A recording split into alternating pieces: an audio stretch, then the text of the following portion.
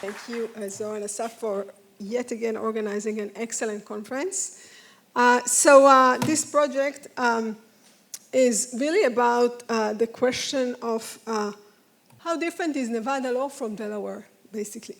And surprisingly, maybe, there's a serious debate about how different Nevada law is from Delaware.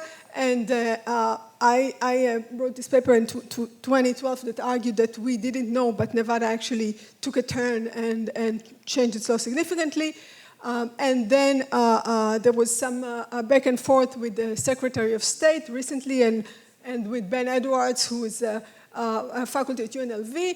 And then I replied to them and argued that the way they describe Nevada law is not correct.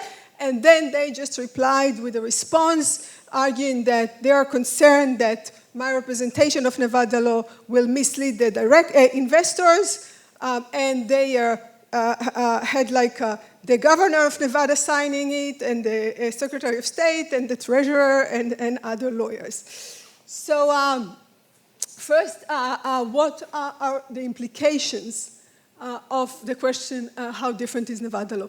It's an important question. Firms moving to Nevada, and even though there are not that many firms, this does create some effects. Texas recently amended its law and adopted some from Nevada. Importantly, it adopted Nevada exculpation statute. It used to be similar to Delaware. Delaware is probably, in light of the pressure and also because of pressure from within that kind of taking advantage of the situation, is changing its law. And I think, we are focusing on whether Delaware is going to lose its dominance, but whether Delaware will lose its dominance or not, American corporate law is changing. There is a new model that is emerging that is very different from Delaware, and I'm not sure SB 21 is the last step in this story. Okay. Additional implication. How different is Nevada from Delaware has implications to the standard that applies to reincorporation, and we have now several cases in Delaware Chancery Court just about that. And also, it's important to investors' votes on reincorporation. Why? Because the funds have guidelines on how to vote on reincorporations that tell them to evaluate the changes to shareholder protections, okay? And then also to evaluate the overall benefit that could be from reincorporation and kind of balance them. ISS similarly says vote for reincorporation when the economic factors outweigh or neutral negative governance changes. So they really have to assess the governance changes, okay? Now we all know that so far it's only controlling shareholders, large controlling shareholders that manage to move to Nevada. Why? Because the other shareholders, the funds, vote against it. Okay, and the Nevada officials are in a real effort now to try to convince the funds that their law is not that different and that they should vote in favor of moving to Nevada. Okay, so what is Nevada law? So we had an assumption in the literature that Nevada is trying to compete with Delaware by copying Delaware law. Okay, and people took it like pretty far. Nevada is adopting the wholesale Delaware law, the future Delaware law, letter by letter, and so forth.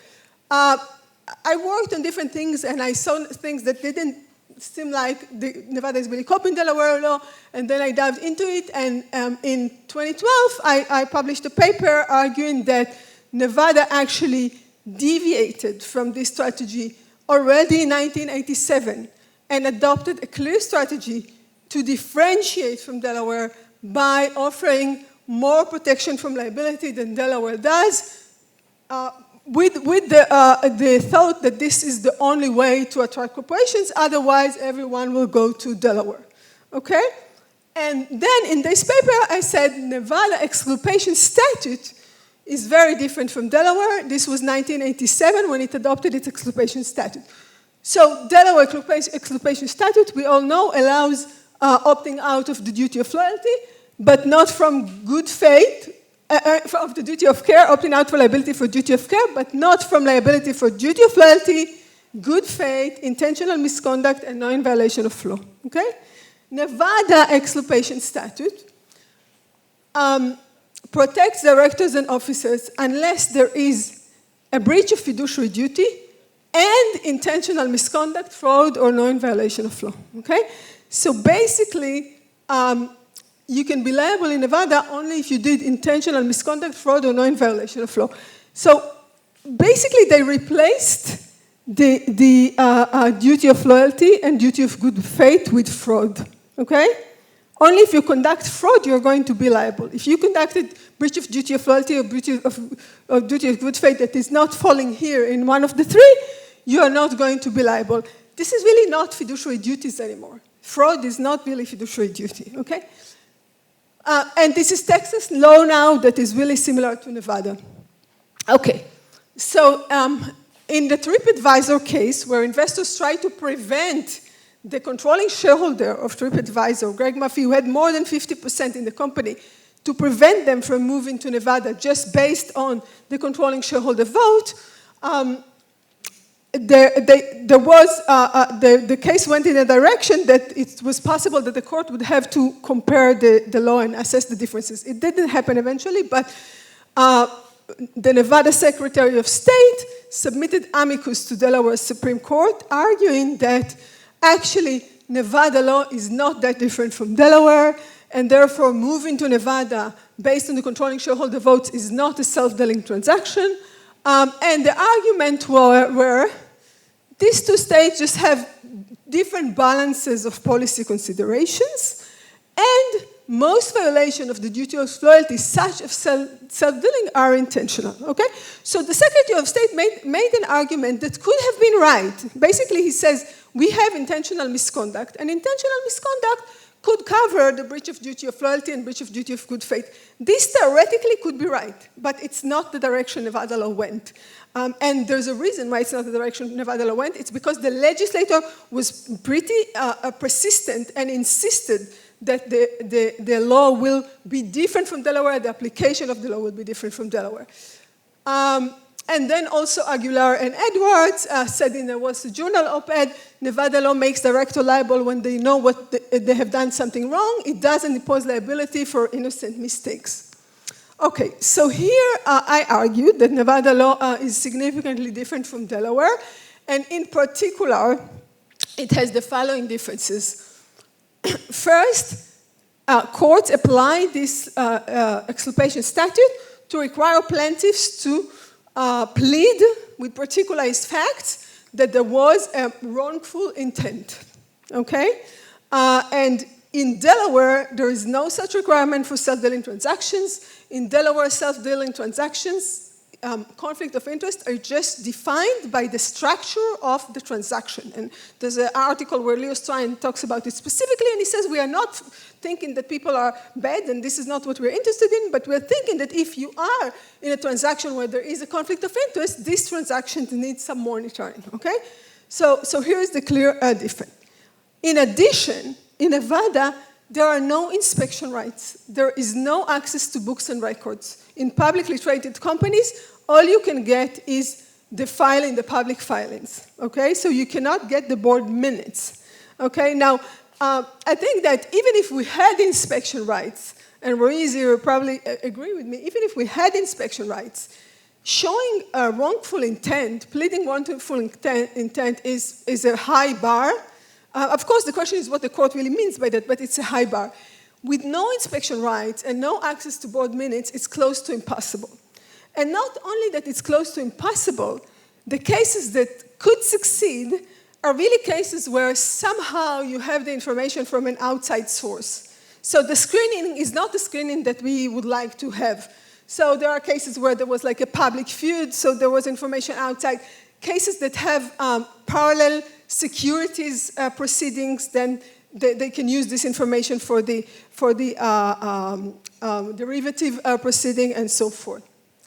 And in addition, Nevada legislator has a clear legislative intent to pose high bars for mitigation and to make sure that these high bars are higher than Delaware, and there's a real commitment from the legislator for that. He visits again and again to assure that, and as the result is a highly protective code.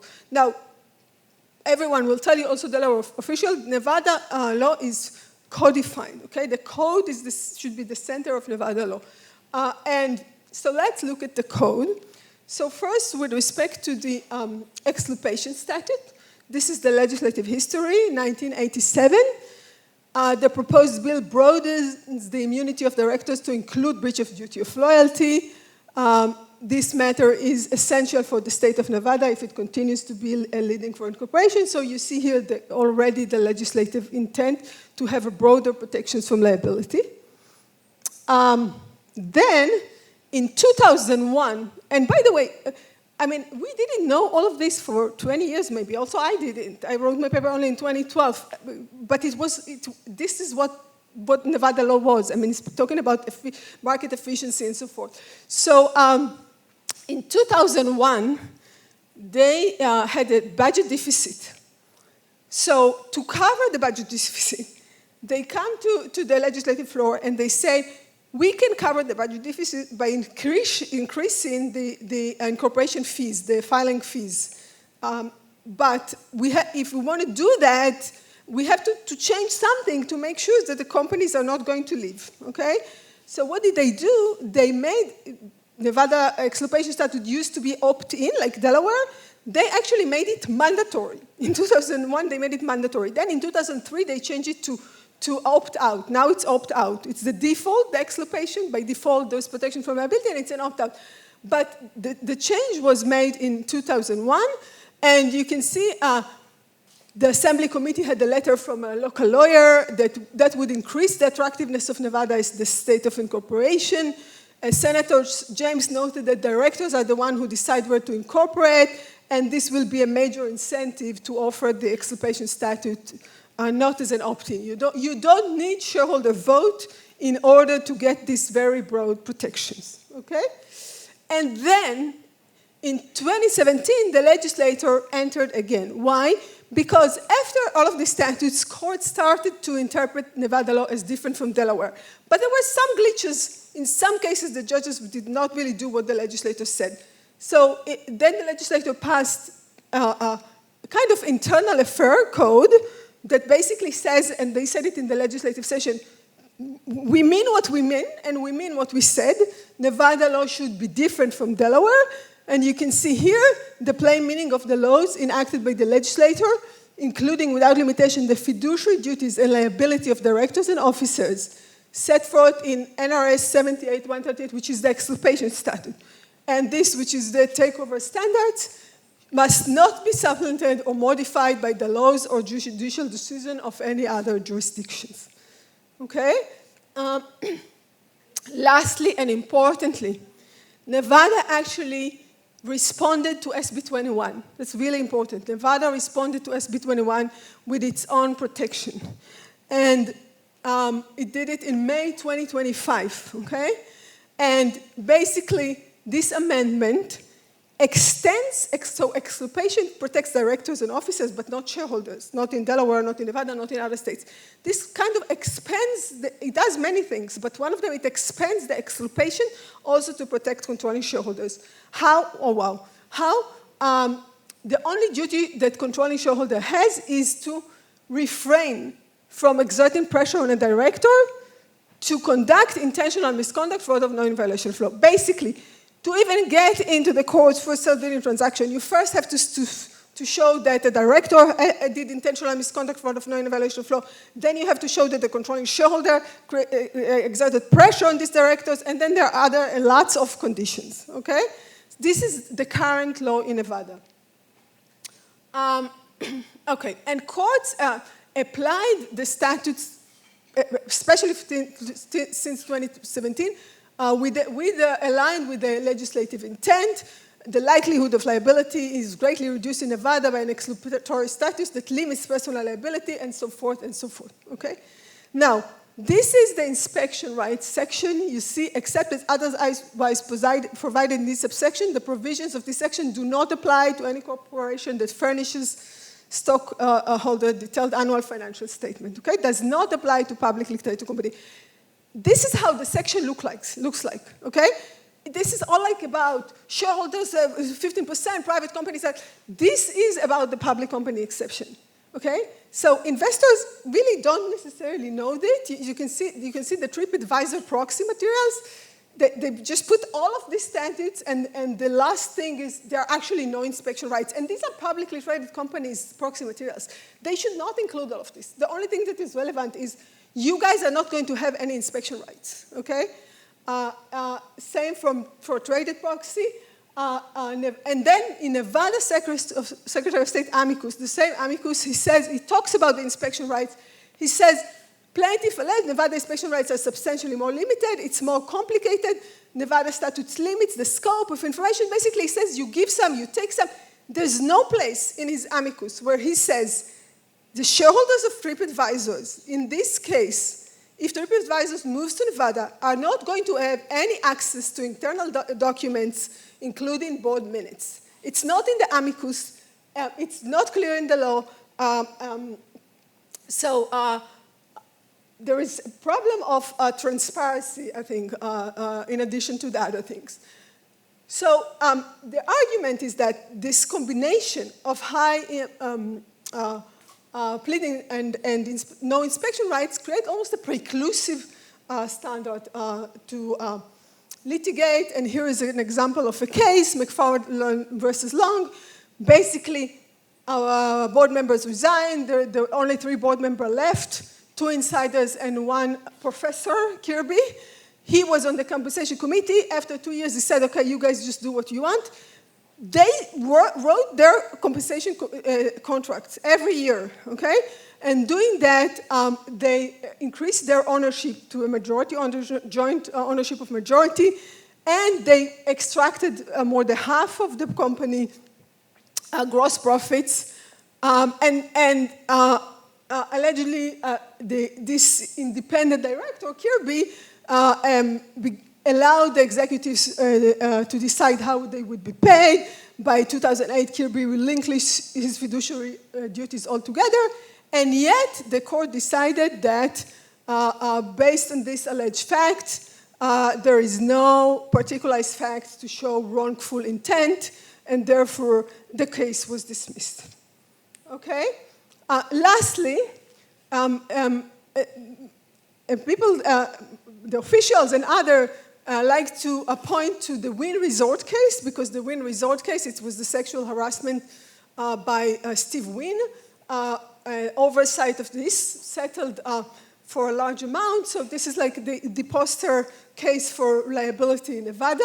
However, the Wynn Resort case actually managed to pass the motion to dismiss only because there was information outside, because Elaine Wynn, who used to be married to Steve Wynn and then divorced from him, and then they remarried, and she was a board member and she was a controlling shareholder, started a fight with the company and with the board, and all of the information came out, and as the judge is saying, according to the amended complaint, because of press release from the company, we know that the directors did not fulfill their oversight, and also that they understood their obligation to report the conduct and they didn't. So you really have to show that, even if there's no violation of law, you have to show that they knew the law.